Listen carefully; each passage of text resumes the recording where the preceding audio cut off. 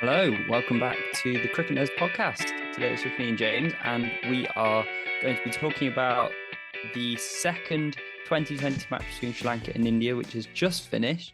Sri Lanka have managed to pull off what could have been an interesting win, but ended up being quite comfortable for them. James, what are your initial thoughts? Thank you to Sri Lanka and India for playing. I enjoyed the first match a lot. It was really close. And yeah, I've enjoyed this second match like just as much. That's my initial thought. I'm grateful. I'm grateful that it's happened. Grateful for cricket. Yeah, it's a good time to be watching. Initial reaction was it shouldn't be that hard to keep your foot behind the line as a bowler. That's my first reaction because there was some absolute filth that was bowled, particularly by my boy Arshdeep, and we'll obviously get onto that in a bit more detail. But then, yeah, I've got to say, like, Axar Patel is a genuine T20 all-rounder. If he hadn't proved it before, he has now. So yeah, I reckon we jump in to the Sri Lanka innings because it had a bit of a wonky start, is how I'd call it.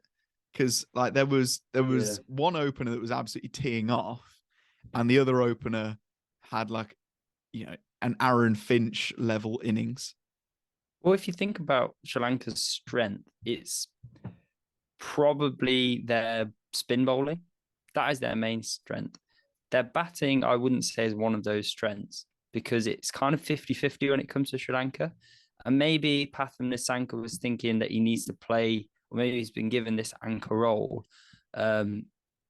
He's done all right in his introduction to Test cricket. He's very good at first class cricket. So he's usually not the most attacking batsman. Like his strike rate in 2020s is below 120. So I think that's kind of his role is to play that anchor innings. He's not used to teeing off. And maybe Sri Lanka need that because Kushal Mendes, his method in 2020 is completely the opposite, to just go for it. And what was interesting is that India's bowlers who usually bowl really well in Arshdeep Singh and Shivam Mavi's only had a few games and played really well. They didn't bowl so well. As you're saying, Arshdeep Singh couldn't. The fact that he was bowling so many no balls meant that he was unsettled by something. He just couldn't find that rhythm. And it was definitely a day for spinners because Axar Patel and Yuzvendra Chahal kind of had to bring it back a bit for Sri Lanka, for India, sorry. I just want to say it's not a good day if you're a Punjab Kings fan because Rajapaksa as well, just 3-ball 2. He got absolutely cleaned up by Imran Malik, who has to be said, even though he was very expensive, also bowled, a no ball, all that kind of stuff. He was bowling absolute wheels today, and it was cleaning people up. Like Rajapaksa, Asalanka, and who else? Hasaranga all got absolutely smoked by the pace. So that was something that was impressive. You were absolutely right in saying that it was a very 50-50 kind of scorecard for Sri Lanka. But I think the absolute standout has to be Shanaka, who, like, hitting 56 off 22, 6 sixes. It was absolutely brilliant. Like, Chris Silverwood, take a bow. He has done amazing things to the Sri Lanka side. Well, the thing that baffles me about Shanaka is that he's not got the best record in the world. He's kind of a bits and pieces cricketer. He's not like amazingly good at batting. He's not amazingly good at bowling either. He's kind of does a bit of everything. The fact that he's landed a captaincy job for the Sri Lankan side is one thing. And the fact that he just somehow is able to produce match-defining innings, I think that's the way I describe him. He's a match winner for Sri Lanka to the point where, as well as scoring a 50 at a strike rate of over 250, which is ridiculous, he also came on for a pressure over, having not bowled a single ball all game, and takes 2 for 4 in the final over and just wrap up the game for Sri Lanka as if he's like, this is easy. I could have done this, could have taken 5 wickets today. yeah, he's brilliant to watch, and everyone was a bit surprised that he didn't get picked up in the IPL auction. There's a little meme going around that if he was called Darren Shanaka from England, he would have got picked up. Um, yeah, but he's done well for Sri Lanka, and he put up a total that was beyond India's reach, especially when India were 3 wickets down for 21 off the first 2 overs. Yeah, so just on that, bit of a stinky start for India.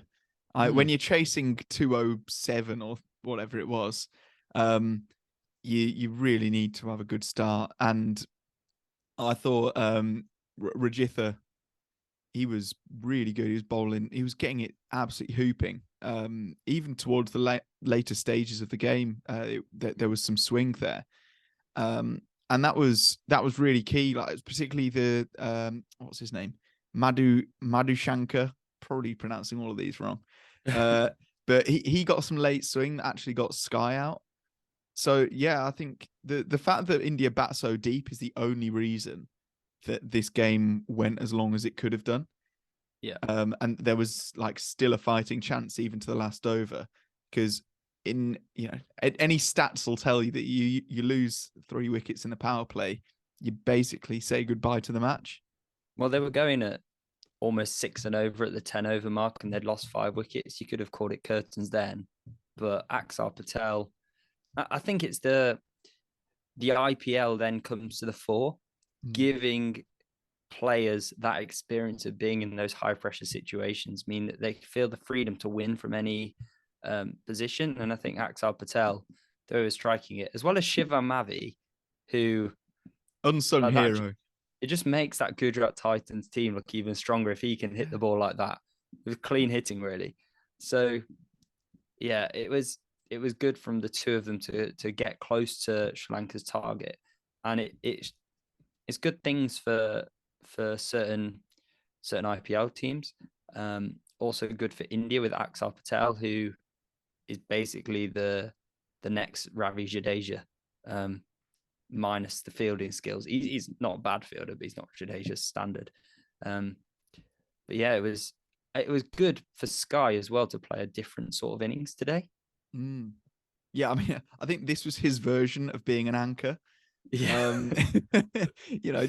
Forget the fact that he was still striking at 140.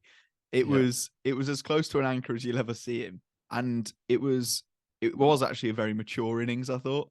It still has all the brilliance that he plays with, and he plays some unbelievable shots, but he's able to take it deep, which is kind of an MS Dhoni mantra for when you're chasing, and that's really key. And then obviously Axar Patel. I thought a lot of the others really let themselves down. Like I was disappointed with Tripathi.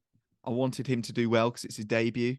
Deepak Hooda is a complete hot and cold batter, and I thought Hardik Pandya could have taken it a lot deeper. But the fact that India lost this game, more that they lost it than Sri Lanka won it potentially. And it was never really completely out of their grasp until that last over. That speaks volumes about the quality that India have. So I'm just looking forward to this third T20 where it's the decider. India won an absolute thriller in the first match, which we didn't do a podcast on, but it was very good right down to the last over. And then obviously Sri Lanka have pulled off this brilliant win in the second. So yeah, I'm looking forward to seeing where it goes in the third. But it's brilliant, isn't it? It's great. Yeah. I think 2020 is, I like 2020 and Test cricket. Like obviously one day cricket has its place, but I think the two give a good contrast. And this winter, or our winter, a lot of other places, summer, there's been a lot of Test cricket, and having it mixed in with a few 2020 games here, they're just kind of, it's exciting, isn't it? It's a good time to be a cricket fan. Yes. So it's a good time to subscribe as well. Oh, isn't it? Isn't it just the best time? To subscribe. Yeah. Yeah, no, I think that is actually the time right now. It's time you subscribe. So Yeah. Can you just give us a subscribe? It really does help us out. Leave a Cricket Nerds question if you've got any. We will answer it, guaranteed. I feel like we have one that we haven't answered. Oh dear. You Well, keep waffling. I'll see if I can find it. all right. Well, I'll Tell them just what else carry they can on. find. I'll keep saying goodbye because, yeah. So unless we find a Cricket Nerds question, we'll end here. But thank you very much. We do really appreciate it. Tell your friends about us. We'll get to 1,000 subs at some point very soon. You can follow our social medias. It's down in the link tree in the description. If you click on that, you can find all of our social medias. You can find where we put the audio podcasts as well. So yeah, have a listen to them. Do we have any Cricket Nerds questions, or are we wrapping this up? It's hard getting through all of PD's comments. Oh, Oh, PD, here we legend go. of the game. It's from Look Who's Watching. It was on our reaction to 2022. Go watch that video. We are predicting things like the IPL, the World Cup, the Ashes, lots of exciting things. Go watch that video. So this is from Look Who's Watching. He says 2022 will be remembered as worst year for Indian cricket. Didn't even make it into the finals for Asia Cup. Lost to Sri Lanka. Lost Test series in South Africa. Lost the lone Test in England. Barely won the last Test against Bangladesh. 4 out of 7 victories in Tests that India played this year are against the weaker teams, and that too in the subcontinent. Lost all the Test matches played in South Africa, England, New Zealand, Australia countries. Rahul in India's opening problem. He averages just 17.12 something. Rohit was injured half the year. India has as many as 7 captains this year. So he's basically saying it's been pretty bleak for India. And he says it's probably the worst year since 2012, and India lost a Test series to England in India. Didn't qualify then in top league for T20 World Cup. And the question is, what do you guys think? That's a brilliant question. It is. I think don't beat yourselves up, guys. Yes, No. it's been a stinker. It has been a stinker, but I think 2023 will hold better things. I do think that one of the biggest downsides is that India have really tried to build this core, because when you've got 1.3 billion, I'm gonna get hated on if I haven't got that right. And you've got about 1.3 billion people, all of which are just good cricketers as well. You do have a problem with selection and narrowing it down. So with that, India tried to build a bit of a core, and one of those players is like Rishabh Pant, who's obviously injured. And India are kind of caught in this in between where they know they've got brilliant players in their core and they want to give them support and loyalty so that they can perform at their best.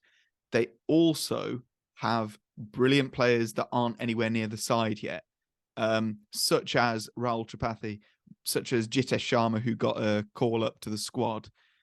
These outstanding players that in a lot of other countries would be straight into that team and tested.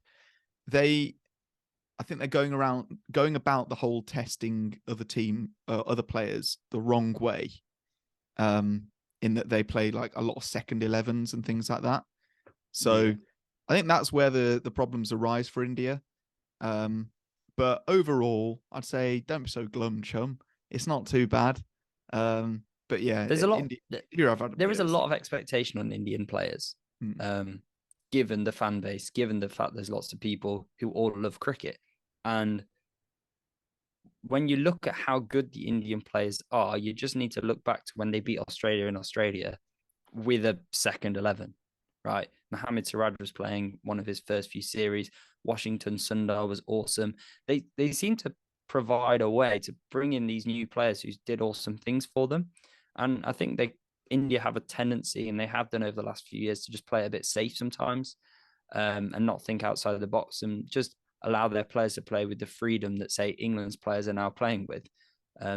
Because you don't expect a team to be humiliated as badly as England did in both Australia and the West Indies, and then to go on a bounce of loads of victories and only 1 loss in 10 games. That doesn't happen unless you've got the talent to do it, and it's unlocking that talent. And I think that's what India just needs to do now. I would say maybe they haven't been able to do it since Ravi Shastri stopped being the head coach. So that's maybe something to think about in the comments. Maybe they need a coach change. I don't know. But there we go. That's all we've got time for. We hope you've enjoyed. Make sure you subscribe, like. You can follow us on social media. We're at Cricket Nerds Pod. Also, the link tree is in the description. You can also listen to us on all your podcasting sites and apps and everything you like to listen to. And I think that's everything. So we hope you've enjoyed, and we'll see you later.